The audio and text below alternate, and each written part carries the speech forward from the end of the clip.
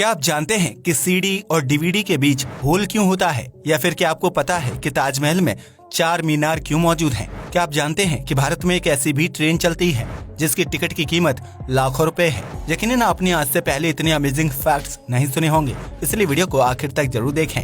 Fact number 1, अमेरिकी space agency NASA हमेशा से अपने मिशन को लेकर चर्चा में बनी रहती है, जहां ढेर सारे वैज्ञानिक काम करते हैं। लेकिन क्या आप जानते हैं कि नासा में प्लैनेट प्रोटेक्शन ऑफिसर नामक एक अजीबोगरीब पोस्ट भी मौजूद है, जिसमें हर साल लोगों को नौकरी पर रखा जाता है।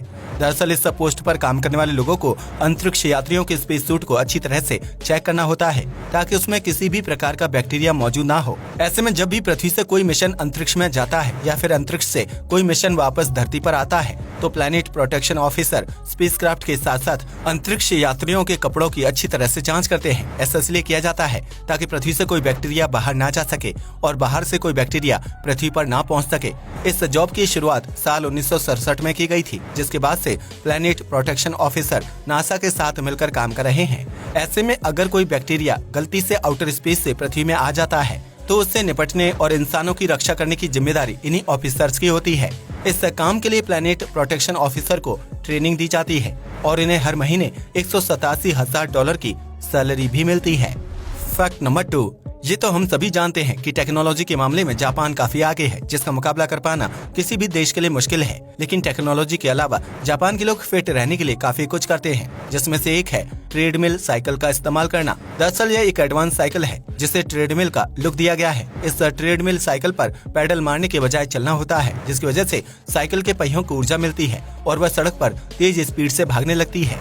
जापान में इस ट्रेडमिल साइकिल का इस्तेमाल बड़े पैमाने पर किया जा रहा है, ताकि लोग चलते फिरते पतले हो जाएं और उन्हें सफर करने के लिए किसी वाहन की भी जरूरत ना पड़े। आपको बता दें कि इस ट्रेडमिल साइकिल को चलाने से बॉडी की कसरत हो जाती है, जबकि व्यक्ति को कार या बाइक से सफर करने की जरूरत भी नहीं पड़ती है, जिसकी वजह से पॉल्यूशन भी कम होता है और लोग बड़ी ही आसानी से फैट टू फिट हो जाते हैं।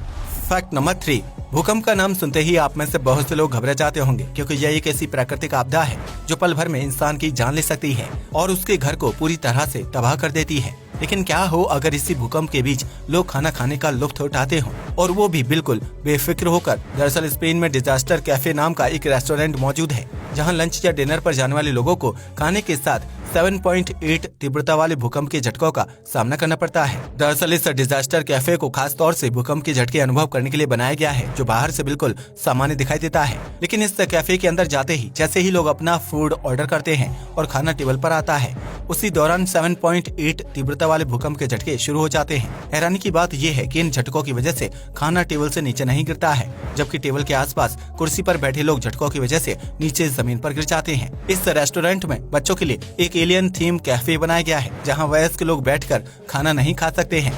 वहीं डिजास्टर कैफे में काम करने वाले वेटर और अन्य स्टाफ हेलमेट समेत अन्य प्रकार के सुरक्षा गैजेट्स पहने हुए दिखाई देते हैं, जो आपका ऑर्डर लेने के बाद कैफे की लाइट्स को ऑफ कर देते हैं और फिर ग्राहकों को भूकंप के तेज झटके दिए जाते हैं। इसी वजह से डिजास्टर कैफे लोगों के बीच काफी मशहूर हो रहा है, जहां लोगों की भारी भीड़ इकट्ठा होती है। इसलिए इस कैफे में लंच करने के लिए लोगों को एडवांस में टेबल बुक करनी पड़ती है।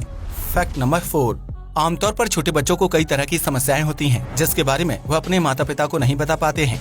ऐसे में 1 से 3 साल के छोटे बच्चे सिर्फ रोते रहते हैं और माता पिता उसकी परेशानी को समझ नहीं पाते हैं, जिसकी वजह से अगर बच्चे को कोई गंभीर बीमारी हो तो उसका पता बहुत बाद में चलता है। लेकिन वैज्ञानिकों ने हाल ही में एक ऐसा एडवांस जंप सूट तैयार किया है, जो छोटे बच्चों की मानसिक और शारीरिक हेल्थ के बारे में तुरंत पता लगा सकता है। इस जंप सूट को 5 महीने से बड़े बच्चों को पहनाया जा सकता है, जो एडवांस सेंसर की मदद से बच्चे की एक्टिविटी और बॉडी मूवमेंट आदि पर नजर रखता है। ऐसे में यह जंप सूट बच्चे की बॉडी में पनप रही किसी प्रकार की बीमारी या बैक्टीरिया आदि का पता लगाने का काम करता है, जिसकी सूचना माता पिता को दी जाती है। इस तरह एडवांस जंप सूट की मदद से पेरेंट्स अपने बच्चे की समस्या को आसानी से समझ सकते हैं और अगर उसे कोई मेडिकल दिक्कत होगी तो उसका समय पर ट्रीटमेंट भी करवा सकते हैं। इतना ही नहीं, यह जंप सूट बच्चे को भविष्य में होने वाली बीमारियों के बारे में भी माता पिता को सतर्क करता है, जिसकी वजह से बच्चे को भविष्य में गंभीर बीमारियों से बचाया जा सकता है।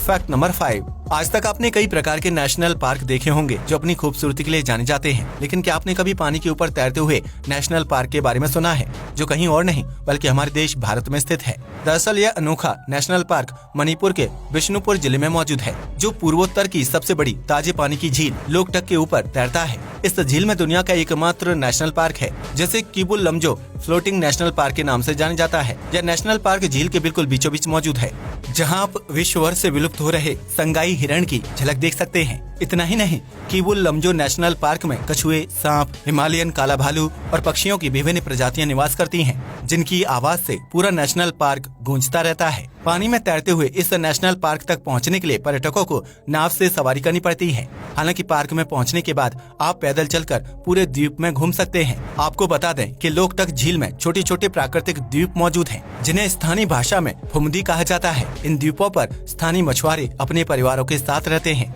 जिनका आकार 40 स्क्वायर किलोमीटर के आसपास होता है। यह झील खूबसूरत होने के साथ साथ राज्य की आर्थिक स्थिति को मजबूत करने का काम भी करती है, क्योंकि इस झील का पानी हाइड्रो पावर जनरेशन के लिए सप्लाई किया जाता है। भले ही लोकटक झील अपनी खूबसूरती और फ्लोटिंग नेशनल पार्क के लिए दुनिया भर में प्रसिद्ध है, लेकिन भारत में रहने वाले लोगों को इस खूबसूरत झील और नेशनल पार्क के बारे में ज्यादा जानकारी नहीं है। फैक्ट नंबर 6, आज के आधुनिक युग में खरीदारी से लेकर खाने पीने का बिल भरने के लिए क्रेडिट कार्ड का इस्तेमाल किया जाता है, जिसकी लिमिट व्यक्ति की कमाई और बैंक बैलेंस के हिसाब से तय की जाती है। लेकिन क्या आप जानते हैं कि दुनिया का पहला क्रेडिट कार्ड किस चीज से बनाया गया था और उसकी शॉपिंग लिमिट कितनी होती थी? अगर नहीं तो हम आपको बता दें कि शुरुआती दौर में क्रेडिट कार्ड बनाने के लिए कागज का इस्तेमाल किया जाता था। जी हाँ, आपने बिल्कुल सही सुना। 1950 के दशक में जब क्रेडिट कार्ड लॉन्च करने की प्रक्रिया शुरू की गई, तो उस वक्त किसी के दिमाग में मशीन से चलने वाली प्लास्टिक क्रेडिट कार्ड को बनाने का ख्याल नहीं आया था। उस दौर में टेक्नोलॉजी बहुत ज्यादा एडवांस नहीं थी। ऐसे में दुनिया का पहला क्रेडिट कार्ड कागज से बनाया गया था। यह क्रेडिट कार्ड बिल्कुल नोट की तरह दिखाई देता था, जिसमें अकाउंट नंबर, कार्ड की एक्सपायरी डेट, खातेदार का नाम और बैंक का नाम लिखा हुआ होता था। ऐसे में जब किसी व्यक्ति को क्रेडिट कार्ड का इस्तेमाल करना होता था, तो वह बैंक जाकर पैसे निकाल लेता था। उस समय क्रेडिट कार्ड को इस्तेमाल करने के बाद उसमें एक पिंच होल कर दिया जाता था, जो आमतौर पर बस या ट्रेन की टिकट पर टीटी द्वारा किया जाता है। इस पिंच होल से ये पता चलता है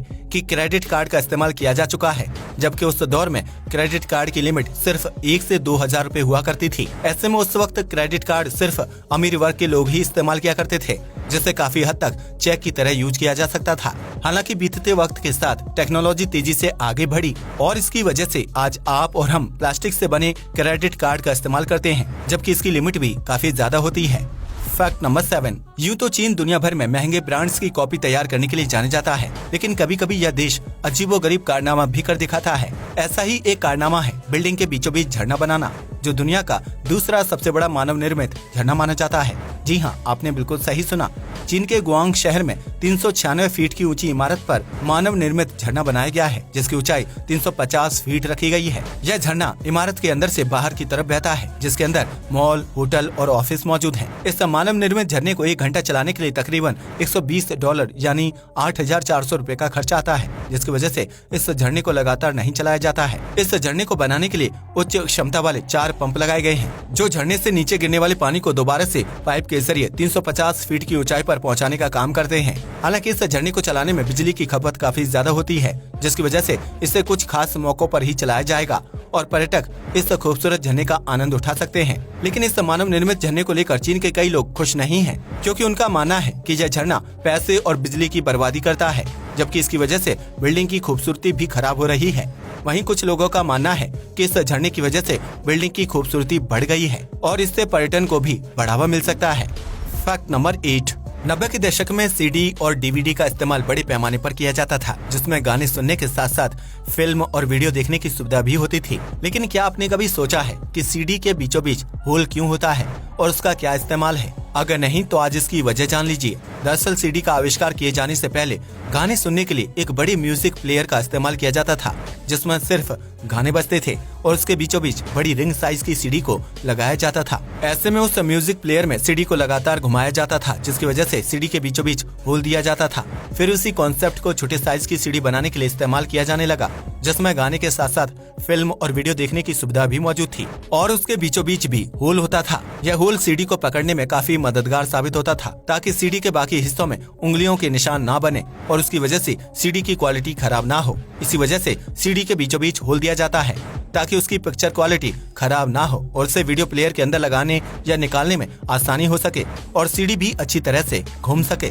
फैक्ट नंबर 9, ताजमहल को प्यार का प्रतीक माना जाता है, जिसे शाहजहां ने अपनी पत्नी मुमताज की याद में बनवाया था। ऐसे में ताजमहल का दीदार करने के लिए जाने वाले लोगों के दिमाग में कभी न कभी ये ख्याल जरूर आता होगा कि ताजमहल के आसपास 4 अलग अलग मीनारों को क्यों बनाया गया है और उनका क्या काम है। तो आइए आज इस सवाल का जवाब जान लेते हैं। दरअसल किसी भी इमारत को बनाने के लिए उसका एक डिजाइन तैयार किया जाता है ताकि वह इमारत अपने धर्म के प्रतीक चिन्ह के रूप में पहचान बना सके। ऐसे में ताजमहल को बनाने के बाद उसके आसपास 4 मीनारें बनाई गई, जो इस्लामिक वास्तुकला को दर्शाती है। यह मीनार न सिर्फ दिखने में खूबसूरत लगती हैं, बल्कि इनके टॉप पर व्यू पॉइंट भी होता है, जिससे आसपास का खूबसूरत नजारा दिखाई देता है। यही वजह है कि ताजमहल समेत जामा मस्जिद और अन्य तरह की इस्लामिक इमारतों के आसपास मीनार जरूर बनाई जाती हैं, जिनकी संख्या जगह के हिसाब से तय की जाती है। इसी तरह हिंदू वास्तुकला के हिसाब से मंदिरों के ऊपर गुम्बद में कलशनुमा आकृति बनाई जाती है, जो लगभग हर मंदिर या पवित्र स्थान पर देखने को मिलती है। आज के लिए बस इतना ही। वीडियो पसंद आया हो तो इसे लाइक और शेयर करें। जय हिंद दोस्तों।